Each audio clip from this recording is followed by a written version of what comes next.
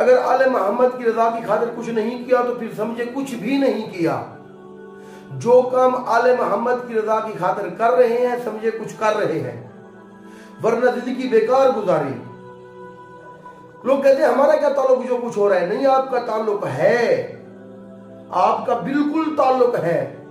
आप ला ताल्लुकी का इजहार नहीं कर सकते।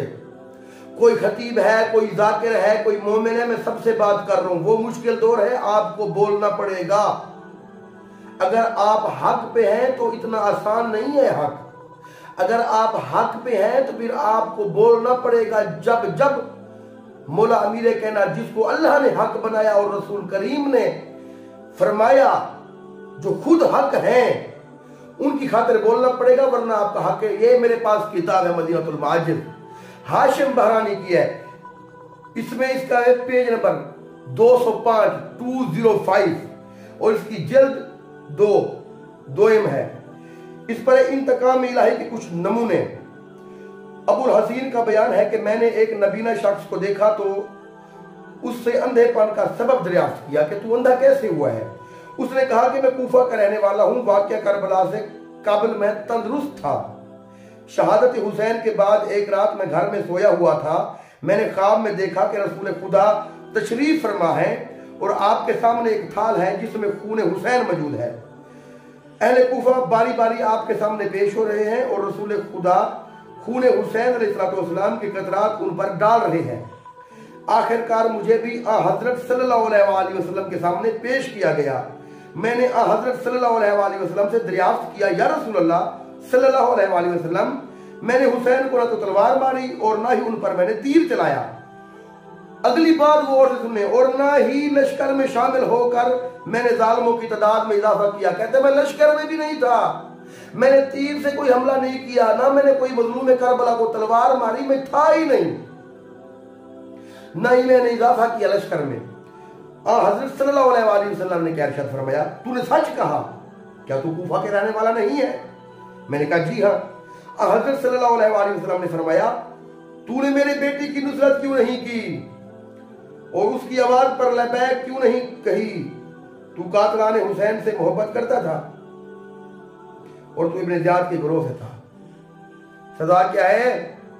कूफा रह गया, करबला नहीं आया मौला की नुसरत के लिए, मौला पर जान निसार करने के लिए कूफा नहीं, करबला नहीं आया।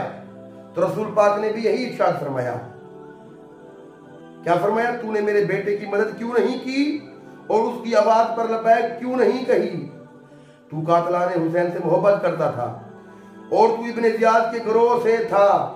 उसके बाद रसूल खुदा ने अपनी उंगलिश की साथ मेरी जानिब इशारा किया, जिसकी वजह से मैं अंधा हो गया और आज मुझे अपनी कोताही पर दुख होता है कि काश मैं भी करबला में इमाम हुसैन अलैहिस्सलाम की मदद करता और शहादत का एजाज हासिल करता।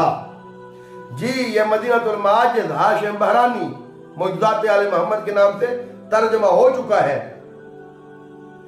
तो अगर आपको कर रसूल खुदा कयामत के दिन कह दें या इमाम ज़माना का ज़हूर मांगते फिर रहे हो, मौला जब ज़हूर फरमाए और मौला आ जाए तो मौला सबसे पहले तुम के ऊपर तलवार रखे, तुम्हारे ऊपर। और सरकार फरमाए, जब मेरे दादे अली को भोंका जा रहा था, जब मेरे खानवादे के खिलाफ लोग बातें करते थे, जब मेरे दादे अली की विलायत को बातिल कहा जा रहा था, जब अज़दारी को बिदअत कहा जा रहा था और मोमिनीन कह रहे थे, जब सैयदादी का उनकी से निकाह जायज कहा जा रहा था, यानी जैसे जब हमारे मोहम्मद की तौहीन की जा रही थी, तो तुम क्यों खामोश हुए? तुम भी उनके साथ हो। अक्ल के नाखून ने लश्कर यजीद में शामिल नहीं था, फिर भी सजा का मुस्तहक हुआ। आप कहते हम तो तौहीन नहीं करते, आप नहीं करते। आप अगर हक नहीं बोलते तो आप उन तौहीन करने वालों में शामिल हैं।